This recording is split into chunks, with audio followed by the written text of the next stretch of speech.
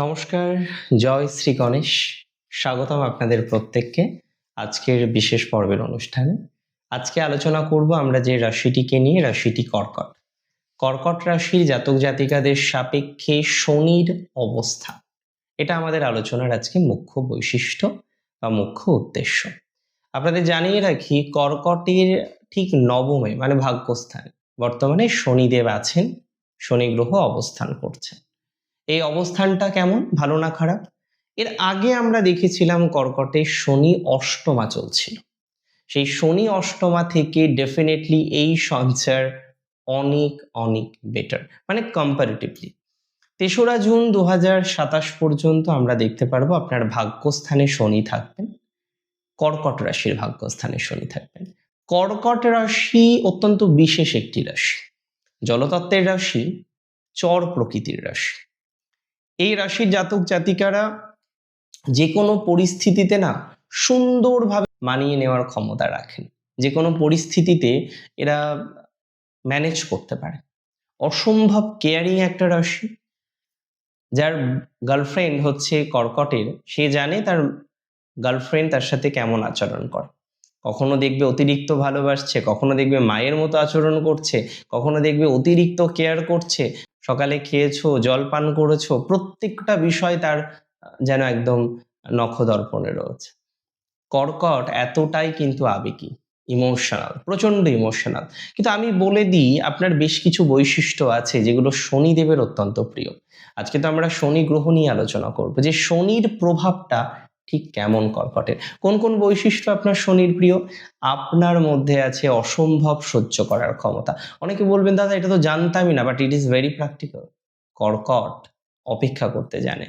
তার ভালোবাসার মানুষ তাকে ছেড়ে গেলেও অপেক্ষা করার মতো ক্ষমতা কর্কটের মধ্যে দেখা যায়, কারণ কর্কট লোভহীনভাবে ভালোবাসতে জানে।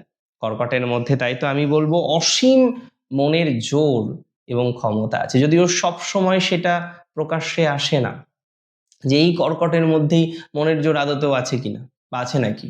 বাট আমি বলছি, আপনার মনের মধ্যে অসীম ক্ষমতা আছে, কারণ আপনি যখন একটা বিষয়কে কেন্দ্র করে ডিটারমাইন হন, আপনি দেখবেন সেই ডিটারমিনেশন থেকে আপনি সরেন না। যে ওকে আর আমি অ্যাকসেপ্ট করব না, তার মানে করব না, এই টেন্ডেন্সি কর্কটের মধ্যে আছে। আবার ওকে ছাড়া চলবে না মানে চলবেই না, এই টেন্ডেন্সিও কর্কটের মধ্যে আছে। তবে যেটা আমি বলছিলাম, পরম স্নেহময় একটি রাশি হচ্ছে কর্কট। কর্কটের মধ্যে স্নেহ করা এবং যত্ন নেওয়া, নিউট্রিশন গিভার হচ্ছে কর্কট রাশি। এই যে পরম যত্ন নেওয়া, এটার ক্ষমতা কর্কটের মধ্যে প্রচুর। এবং last but not the least, অসাধারণ ইনটিউশন পাওয়ার, যেটাকে আমরা বলি সিক্সথ সেন্স, তাই না? এটা কর্কটের মধ্যে আছে, আগে থেকে বুঝে যাওয়া। দেখবেন কর্কটের পার্টনাররা আগে থেকে অ্যালার্ট করে, জানো এটা হতে পারে, কিন্তু সাবধানে থেকেও। এই টেন্ডেন্সিটা কর্কটের মধ্যে প্রচুর বেশি। তো এহেন কর্কট রাশি জাতক জাতিকাদের জন্য শনি কেমন ফল দেবে? আচ্ছা, শনি মানেই কি খারাপ? আপনারা অনেকেই ভাবেন শনি মানেই বোধহয় খারাপ, শনি মানেই বোধহয় খুব নেগেটিভ কিছু, শনি মানেই বোধহয় খুব খারাপ কিছু হয়ে যাবে। বাট তিনি তো প্রধান বিচারক। তার মতো বিচার করার ক্ষমতা আর কজনের আছে? তার রাজ্যে কোনো বন্ধু নেই, কোনো শত্রু নেই। আপনি যেমন কর্ম করবেন, শনিদেব ঠিক এক্স্যাক্ট তেমন ফল দেবে। তার কাছে কোনো ওই পার্সিয়ালিটি হয় না, নেই। আপনার শত্রু নয় শনি। কর্কট রাশির ক্ষেত্রে শনি নবমে ভাগ্যস্থানে আছে, কিন্তু রাজযোগ তৈরি করে। অনেকেই বলবেন, দাদা কোথা থেকে পান, কেন? আরে বাবা, কেন্দ্রাধিপতি তো কোণে গিয়ে বসলো। কর্কটের সপ্তমপতিকে শনি, কেন্দ্রঘর কোনগুলো? 1, 4, 7, 10। কোনগুলো? 1, 5, 9। তাহলে কেন্দ্রাধিপতি গিয়ে বসছে কোণে, কর্কটের রাজযোগ তৈরি করছে শনি। তাই শনি শুধু ভাগ্যস্থানে আছে এটা নিয়ে লাফালাফি করলে হবে না, তো বুঝতে হবে শনি কোথায়। শনির রাজ্যে অন্যায় মানে একটাই কথা, শাস্তি। শনির রাজ্যে কোনো সম্পর্ক নেই যে শনির জাতক বা শনির জাতিকা অন্য রাশির জাতক বা অন্য রাশির জাতিকাকে শাস্তি বেশি দেব, এই ধরনের কনসেপ্ট গুলো কম। একটাই কথা, কি কথা? খনি থেকে যখন আমরা কাঁচা লোহা পাচ্ছি, সেই লোহাকে পিটিয়ে পিটিয়ে পিটিয়ে পিটিয়ে যন্ত্র বানানো হয়। কাঁচা সোনা যখন পাওয়া যাচ্ছে, তরল সোনা পাওয়া যাচ্ছে, সেগুলোকে পরিশোধন করতে হয়। আর শনি এক্স্যাক্টলি ডু দ্য সেম। শনি পরিশোধন করেন। কর্কট রাশি জাতক জাতিকাদের ভাগ্যস্থানে শনি আছেন, শনি কিন্তু স্থায়িত্ব দেবে কর্কটকে। শনি কিছু কিছু ক্ষেত্রে লর্ড অফ স্টেবিলিটি। অন্যান্য গ্রহ অনেক সময় দেখা যায়, সব গ্রহ নয়, যে চট করে কিছু দিল, চট করে নিয়ে নিল। শনি এটা করবে না। শনি কর্কটকে যা দেবে স্থায়ীভাবেই দেবে, একদম স্থায়ীভাবেই দেবে, যেটা কখনোই কর্কটের থেকে ছিনিয়ে নেবে না বা কেড়ে নেবে না। কর্কট তো খুব আবেগী, অনেক সময় ভুল মানুষকে বিশ্বাস করে ঠকে যান। শনিদেব আপনার জীবন চক্রে থাকা সেই সব নকল মানুষ, নকল প্রেমিক, দেখবেন কোথায় পালিয়ে গেছে, মনে হবে এ কি হলো, কিন্তু সেটা যে আলটিমেটলি আপনার জন্য ভালো হলো, সেটা করলার মতো তেতো হতে পারে, কিন্তু আপনার শরীরের জন্য বল বৃদ্ধিকারক, রোগনাশক। শনির ভাগ্যস্থানে থাকা ভাগ্য বৃদ্ধি করবে? আদতেও করবে?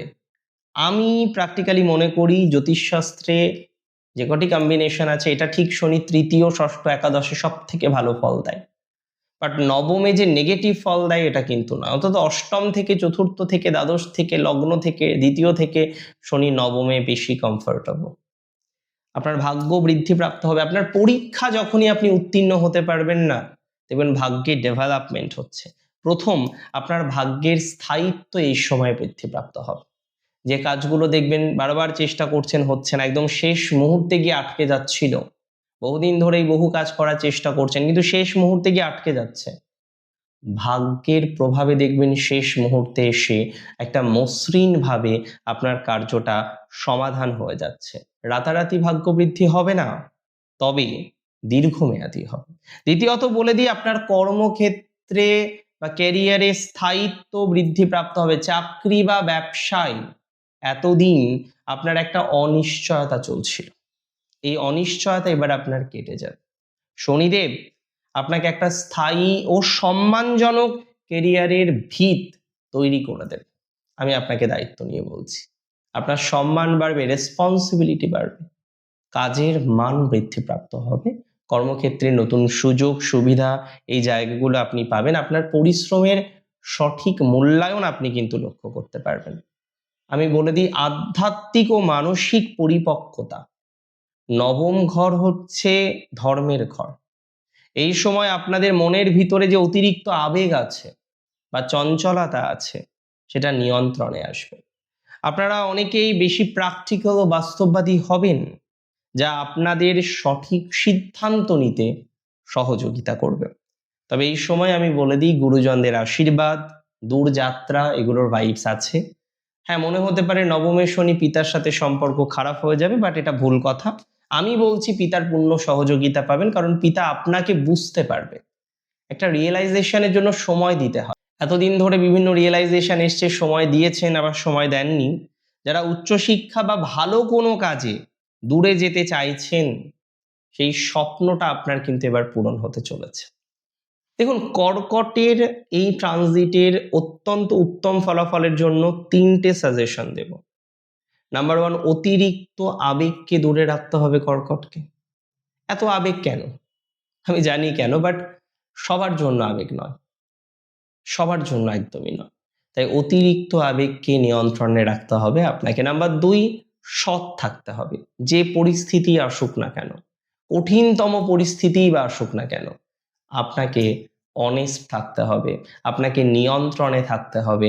আপনার জীবনচক্রের বেশ কিছু ধারাকে নিয়ন্ত্রণের মধ্যে রাখার চেষ্টা করতে হবে। তাই যে পরিস্থিতি আসুক, যে ধরনের পরিস্থিতি আসুক না কেন, আপনাকে নিজেকে নিয়ন্ত্রণের মধ্যে রাখার পূর্ণ অঙ্গ চেষ্টা করতে হবে। আর তৃতীয়ত, অলসতা বর্জন করতে হবে। কর্কট মাঝে বেশ অলস হয়ে উঠেছেন, রাগ করবেন না আমার কথায়। অনেকে তাদের দেখা যাচ্ছে একটু হেলদিও হয়ে উঠেছেন। শরীরটাকে যত্ন নিন, অলসতাকে পরিত্যাগ করার চেষ্টা করুন এবং দিবানিদ্রা পরিত্যাগ করার পরামর্শ কর্কট রাশির জাতক জাতিকাদের দেব। দেখুন, ওভারঅল যেটা বুঝলাম, সিচুয়েশন অনেকটা ডেভেলপমেন্ট করতে চলেছে, সিচুয়েশন অনেকটা বেটার দিকে যেতে চলেছে, ভালো থাকতে চলেছেন আপনি। ভালো থাকুন, সুস্থ থাকুন। জয় শ্রী গণেশ।